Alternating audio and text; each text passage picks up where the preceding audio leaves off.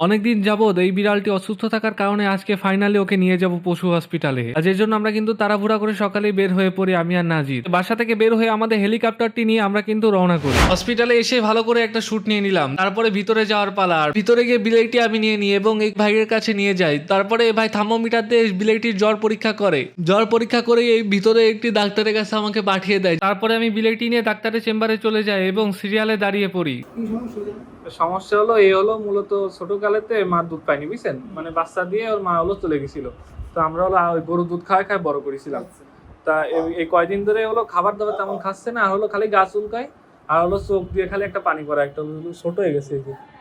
তো ডাক্তার কিন্তু আমাদের সাথে এখানে অনেক মজা করতেছিল। তারপরে আমাদেরকে প্রেসক্রিপশন দিয়ে দেয় এবং প্রেসক্রিপশন অনুযায়ী আমাদেরকে বুঝিয়ে দেয় কোনটা কি করতে হবে। তারপরে আমরা সেই ভাইয়ের কাছে চলে যাই। সিরিঞ্জটি এনে দেওয়ার পরে কিন্তু তারপর আসল ট্রিটমেন্ট শুরু হয়। আর এখানে যে ওষুধপাতি সবকিছু একদম ফ্রি, আর এখানে ডাক্তারও কিন্তু পুরো ফ্রিতে তুমি দেখাতে পারবে। তো ইনজেকশন দেওয়ার পরে ভাইয়া কিন্তু আমাদের বুঝিয়ে দিচ্ছিল যে কিভাবে তুমি বিলি ট্রিটমেন্ট করতে পারবে। তারপরে তার কাছ থেকে কিছু উপদেশ নিয়ে আমাদের কিন্তু এখন যাওয়ার পালা।